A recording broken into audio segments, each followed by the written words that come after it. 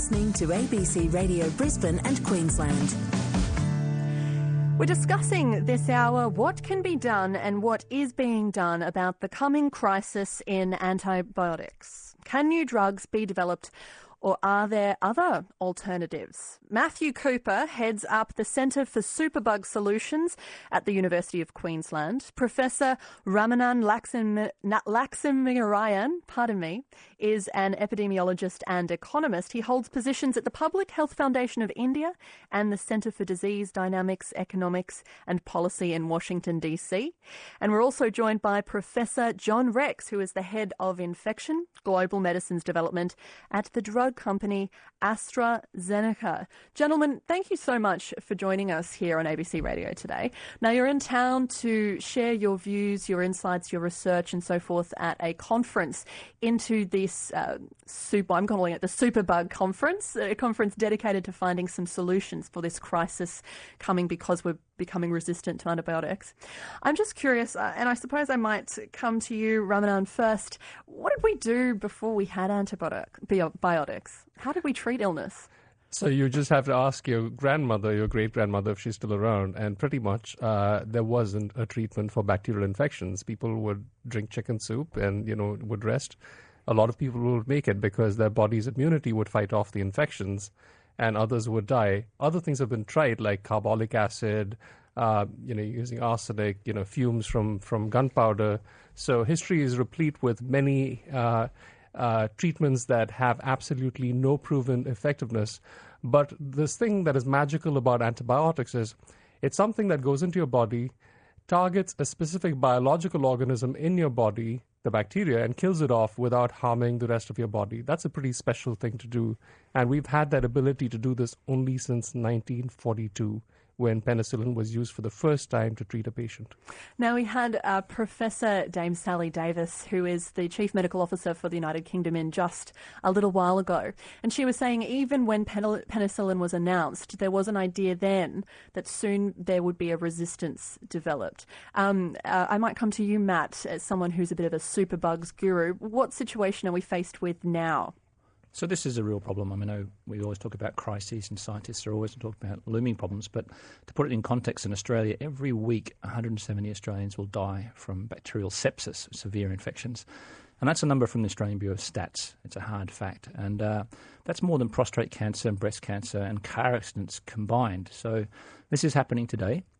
Unfortunately, because of the various reasons, mainly the overuse and misuse of antibiotics, these miracle drugs that we said earlier, without these drugs, you'd lose a limb or lose a life. My father's younger brother died of pneumonia at age 4 in 1940s when antibiotics were minimally available. We're losing that ability. But I guess for modern medicine, there's more impact. We have hip replacements, we have knee surgery, we have organ transplant, immuno-oncology, cancer treatments. None of these things are possible without antibiotics, where they're used in the clinic. So modern medicine itself is at threat unless we deal with this core issue of antimicrobial resistance or superbugs. Now, I'm going to bring you in here, John Rex, as someone who's worked in the development of drugs in the pharmacological industry. My theory would be that, okay, we had antibiotics since the late 40s, 50s. Surely we've just been inventing fancy new antibiotics since then. How did this come to be a problem? It turns out that finding things that kill bacteria and don't kill you is tricky. It's actually pretty easy to kill bacteria, in truth. Steam, fire, bleach, they all work great. But you can clearly see that as a therapy for an infection, that doesn't sound very attractive. And it's just a very narrow window when you're trying to find a chemical that can kill one living thing but not another. And actually, there are only two classes of drugs that we routinely use that kill things, and that would be drugs for infections and drugs for cancer. And as you'll know sort of intuitively, the cancer drugs have a lot of toxicities, and it shouldn't surprise you that the antibiotics too. They're actually even the antibiotics we have tend to cause a lot of side effects relative to other drugs. So it's just hard to find chemicals that walk that very narrow line. So, Ramanan, this is where we are in the sense that we've developed a reliance on antibiotics, and that reliance is proving futile because they're becoming more and more, the bacteria is becoming more and more resistant. So what can we do about it? If we can't just go and discover a brand new antibiotic, what can we do? Right. So fortunately, we're edging close to the precipice, but we're not quite there yet. Even today, there are more children who die around the world because of lack of access to antibiotics than do of drug resistance itself. Now, only a small proportion of infections will not respond to any of the 16 classes of antibiotics that we have. But because we have so many people with bacterial infections every year, particularly in developing countries, the number ends up being a very large number. And we have two pathways here. Either we conserve the antibiotics that we have by using them less, not using them in animals for growth promotion, not overusing them in humans, not taking them if we have the sniffles or a cold. That's one pathway. We can reduce the need for antibiotics through better water, sanitation, vaccines, or we can go the other way, which is that we invest a lot of money in coming up with new antibiotics. And as you just heard from John, that's not easy. It costs a lot of money, and you put the money in today, and you may get an antibiotic 15 to 20 years from now. So it's a very unreliable pathway. So it seems very clear that we should find ways to conserve the effectiveness of antibiotics that we have, and that's really our most immediate goal. You talk about the timeline for coming up with another form of antibiotic, but what's the timeline we have now in terms of this crisis? Is this something that we need a solution for today? Have we got a little bit of time up our sleeves? How severe is this crisis? Well, last year there were about 250,000 newborns who died because of infections that could not be treated with antibiotics. If you were one of those 250,000 newborns, you would say, well, the time is now. But for the rest of us, maybe there's still a little bit more time. But people are dying. As you heard from Matt, there are Australians who die every day from drug-resistant infections. As populations get older, all those procedures he's talking about, hip replacement, knee replacements, we're all going to need at least one of those, maybe two, maybe even three of those. But if you can't get an antibiotic that's going to keep away the infection, then we're affected. So it depends on how much of a risk we want to take with these procedures and how much we want to put our newborns at risk, which determines whether it's something we want to solve today or we want to sit back and wait for it to get a little worse over the next 5 to 10 years. And it will get worse. Reliably, it will get worse. Coming to you, Professor Matthew Cooper, you're chairing the conference that will find all of the answers that we're looking for. We're working on it. Again, Professor Susan Davies was saying that Australia is leading the way when it comes to research. You are affiliated with the University of Queensland. What answers are we looking at here in Australia? Oh, we're not leading. We're one of many groups around the world who are working together. In fact, one great thing about this conference, people have flown in from India, from China, from the US, from UK. These are all very busy people. So it's great that the community, the research community, really wants to make this work. I second all the points made above. We do need better diagnostics. Quite often when you go to a doctor, at least 1 in 3, 1 in 4 of the times, you'll have a virus infection. And you should just go home, have a paracetamol, hydrate, you'll be fine. So I think the community can also help here. When you go to the doctor, listen to your GP, and infections do kill, so don't say antibiotics are bad, but don't go there with the expectation you need a drug. So we need to conserve these drugs better. We need to have informed diagnostics so doctors can give the right drug, in time, the first time. Quite often, if you give antibiotics, you can affect the microbiota or the microbiome, which people are more aware of now. That impacts health in the lung and the brain and other organs. Or you can actually make the infection worse. If you choose the wrong broad-spectrum antibiotic, which we traditionally use, amoxicillin and the penicillins, sometimes you can allow a pathogen to become established. So this is a bit like climate change, as you heard from Dave Sully before. There are 7 or 8 parts to this solution, and we need to resource all of those. The one other thing I'd add, just to finish, is that this is a global problem. We can't just pretend that this is an issue for India or China or somewhere else, because bacteria don't have passports. They arrive in various ways on planes, and they love to have sex. And they have sex every 20 minutes, which is not quite as often as us. Family program, Professor. Yeah, but they do. They exchange DNA. And they spread resistance. So we need to act globally and think locally in this issue, because the bacteria are working pretty fast to evade antibiotic resistance. Professor Cooper, just while we're talking locally, the Australian government, have they acknowledged the problem to the extent that the UK has? Dame Sally was saying that the UK has put this antibiotics resistance problem on the National Risk Register. Do we need to do more in Australia from a government perspective? Absolutely. So I'd say the UK is about 10 years ahead of where we need to be. And in some ways, we can almost copy and paste. They had major issues with golden staph, MRSA, and C. diff. And the good news for the community, this is reversible. So they made reporting in every hospital in the UK mandatory. They set targets. If a CEO of a hospital didn't reach a target on reducing superbugs, they would get a penalty. And those behavioural changes made the CEOs wake up and take notice. I'd love to be able to say that Hospital A is safer than Hospital B, and then the public will get involved saying, Hospital B, clean up your act. So currently Australia doesn't have that national reporting or structures there. Mm-hmm. And we need to invest more in research, whether it be better diagnostics, better stewardship, hand washing. The government has spent $63 million over the last 10 years on this issue. That's only $6 million a year. And we estimate it's costing the Australian economy about $1.2 billion a year. So, it's great to have $6 million a year behind this, but if we can save half of those 170 people a week, I'd rather put my money there. I'm so glad you mentioned the economy because, as we know, money talks. As an economist, Ramanan, can you give us an economic view on this issue? We've spoken about it from a health perspective. We know some of the medical consequences that we may be confronted with. Let's talk about the economy. So the economy is affected most directly through, the idea that modern medicine is not very useful without the effect of antibiotics. So imagine if grandma decides not to get a hip replacement because, she's not sure she'll come out of the hospital alive. That means that there's a lot of people who don't undergo hip replacements. That's a loss. There's a lot of people who are sicker for longer in hospitals. That's a loss. There's a lot of people who die at an earlier age when, they've invested in the human capital. That's a loss. So there are multiple ways in which antibiotics or drug effectiveness is important for driving the rest of the medical system. And losing that effectiveness is certainly a loss.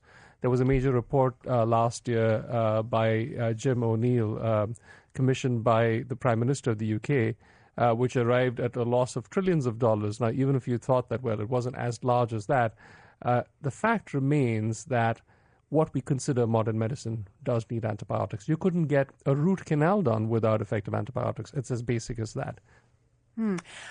Is it possible to look at typically economic solutions restricting supply to affect demand? Those kind of rudimentary principles, how might they play out in this fight? So a very direct response there would be to say that a lot of the antibiotics, in fact, probably 80% of the antibiotics that we use globally are for animals and they're used for growth promotion. A user fee that is imposed to make sure that these are not used inappropriately could generate billions of dollars in revenues and could even help pay for new drugs. That's a straight economic solution. Another economic solution is to make sure that when patients, when reimbursement happens for our patient visits, that it doesn't disincentivize the doctor from actually asking the patient to come back another time rather than just writing out an antibiotic script. Right now, it's much cheaper for them to just say, here's an antibiotic, go home, and not have to talk to them about it. Another economic incentive is in hospitals. Hospitals don't necessarily get paid to have better infection control. In fact, hospitals may, paradoxically, if they have empty beds, a drug-resistant infection doesn't actually cost them. It just means, more fee-paying customers in those beds. And this has been noted around the world. So if we can disincentivize infections in hospitals, again, by penalizing hospitals that have more infections, that would be an economic incentive. So I think, this is something which seems like a medical problem, but it really, at the end of the day, is caused by one thing which is very simple, which is each of us lacks an incentive to care about resistance because we misuse antibiotics, but the consequences are felt by someone else, somewhere else. And, it's like climate change. When you decide to drive, you're not paying attention to the fact that your driving is causing climate change and people in Bangladesh are getting flooded, right? That's not on the topmost of your mind. You're just thinking, I need to get to work. Antibiotic resistance is exactly the same thing. You touched on the tension that exists between the public interests and profit motive. And John, I might bring you in here because you have worked as a physician, but also in the drug development industry. Now, there's that common narrative that exists that drug companies, once a drug is out of patent, won't bother because there's no margin to be made. What's your view on that narrative and some of your thoughts about this idea that profits can get in the way of public health? So in the case of antibiotics, you really do have a circle that you can't make into a square unless you change the rules. And when you invent a new antibiotic, it's the case that everybody will say, well, that's a wonderful thing you've done. We're really glad to have that. And that's very important. As a matter of fact, it is so important that we're just not going to use it, which is absolutely the right thing to do from a societal standpoint. I practiced for many years at the hospital level and have spent many years encouraging people to not use antibiotics unless they absolutely had to. And that's what we must do. On the other hand, if I've just spent the $500 million to $1.5 billion that's required to invent the new drug, not being able to get a return on that is difficult. It actually doesn't work because pharmaceutical companies are companies like any other. They have to balance their checkbook the same way anybody else does. So the tension here is that we want to have them available, but we don't want to use them, but we want to have them available. So the best analogy to this is the fire department or the fire extinguishers.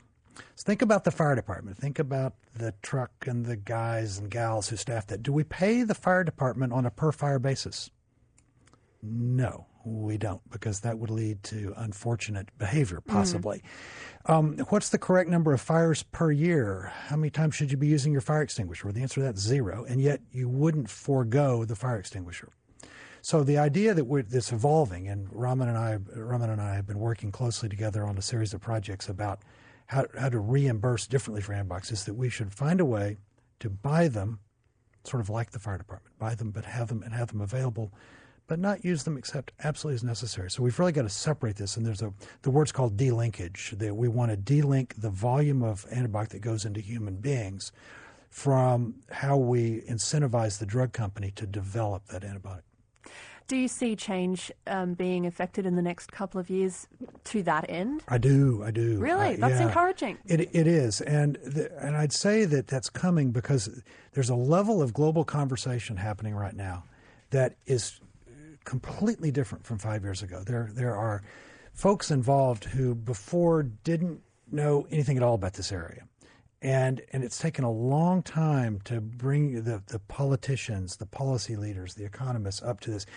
One of the hard things about antibiotic resistance is it's hard to show a picture of it. It's hard to explain it in a split second. You actually have to sit down and think about it carefully and take the time to learn all the nuance, because some of the stuff that sounds like an answer sort of intuitively turns out not to be. So it takes time to get educated. And Dame Sally has brought in a lot of energy. When she brought in Jim O'Neill, we had an economist who was writing about this area in a way that spoke to others who weren't technical, and that was very powerful. Any kind of journalism that opens this story up for the non-technical audience is very powerful. So I'm seeing a lot of that, huge discussions going on about how to solve this problem. I'm part of a thing called CARB-X, which is a public-private partnership that is putting money into very early, high-risk antibiotic discovery programs. We just announced our first round of funding last week, actually, of 11 companies, 1 diagnostic and 10 therapies, of which 3 might be totally new kinds of antibiotics, never before seen. I'm just going to jump in and read out a message from Marcus. He says, this is an example of market failure of antibiotic R&D. Requires governments to fill the void. The NBN is the new Telstra. Australia needs the new CSL. Thanks, Marcus. I guess just on this idea, John, we've heard a little bit from Professor Matthew Cooper about where the Australian government sits. What's happening in America? Well, the CARB-X project that I mentioned just a moment ago is a collaboration between the U.S. government and the Wellcome Trust based in London, and it involves 2 big agencies in the U.S. government, an agency called BARDA and an agency called NIAID. And the U.S. government is putting in about $250 million, and Wellcome Trust is putting in a little over $150 million over the next 5 years to incentivize and to accelerate companies that have promising very early projects. And as I say, we just recently announced the first 11 companies. You can be hearing we're going to do this about 10 times more over the next 5 years. We'll be announcing awards to companies that we think could produce a new antibiotic. Most of them will fail, but that's the nature of the game. I can guarantee that they'll all fail if they don't try. Mm-hmm. So this idea that we're going to put a series of innovative, high-risk projects into play that might lead to a new antibiotic is another one of those really helpful signs. I think there's a little time left, and we got to get busy inventing those drugs before we run out of time. Well, that's exactly right, and we're saying this from the privileged position of, well, here we are in Australia, we're talking about an American context, but Professor Ramanan, Laxminarayan, when you're talking about countries like Africa, India, is what we're doing in the rich West enough to actually affect change, positive change? Well, you're right. There is a certain amount of comfort that would come from knowing that if your first-line antibiotics don't work, then there's a more expensive antibiotic that people could still afford, or a third-line antibiotic that people could still afford. So the number of people who are dying truly of infections that don't respond to any available antibiotic is exceedingly small still in the developed world. The number is getting to be quite large in the developing world because there, if the price goes up beyond, say, $1 treatment course, then that patient is out of luck. So we have this challenge of figuring out how to provide access to antibiotics to these millions of patients who even currently don't really have access to antibiotics, but doing it in a responsible way so that we don't end up recreating this vicious cycle of resistance and then having to come up with new antibiotics. Now, all these countries are signatories to that United Nations resolution that was passed last year, but clearly, the CARB-X kind of work is going to take, may never reach them because the drugs that come out at the end of the pipeline may cost $10,000, $15,000. And my prediction is that in our lifetimes, we will see antibiotics of that price. That is just the way it's going to be because, that's what it costs to come up with new antibiotics. What does that do for someone who's living off $1 a day? Now, for those folks, we're going to have to work very hard to make sure that they get the vaccines, the public health, the water, and the sanitation to prevent the infections in the first place because affordable antibiotics may soon be a thing of the past. For everyone who is listening, what can we do to help? I think there's a lot that everyone can do. One, as Matt said, when you show up at your pediatrician's office, don't demand an antibiotic. Make sure that you follow the doctor's advice and basically, get the antibiotic only if you really need it. What most people don't realize is that antibiotics have side effects, and there's no reason to undergo the side effects if you really don't have a bacterial infection. Most people end up having a viral infection, which don't need antibiotics. The second is if you can exercise your choice as a consumer, buy meat that is raised without antibiotics. This is increasingly getting to be popular, and at the end of the day, government regulation will work only if consumers also push their weight to make sure that meat is raised without antibiotics. There are massive farms in the United States. John and I have been to those. They raise, 15 million chickens a week without any antibiotics, so that's possible. The third is, make sure that the vaccination programs that your kids are getting their vaccines on time. Make sure that when you're in a hospital that you're being an informed patient to make sure that the person that you're with or that you yourself are with caregivers who are washing their hands or using alcohol scrubs and so forth. So preventing infections in hospitals can be a great way to not take that antibiotic at all in the first place. Professor Matthew Cooper, as the chair of this conference, this Superbug Solutions Conference that's taking place, I'll give you the right to have the final words. Any other thoughts you'd like to add? Look, I think ultimately this is a good news story. I mean, we've got a whole group of people from around the world coming together. As Dame Sully said, there's really no question about the science behind this. It is happening, the facts are there, and we're seeing solutions from an economic perspective, we're seeing solutions from a technical perspective. Locally here in Queensland, we have some of the world's leading clinicians and researchers working on the problem. So I think the future is bright. It really just needs resourcing going forward.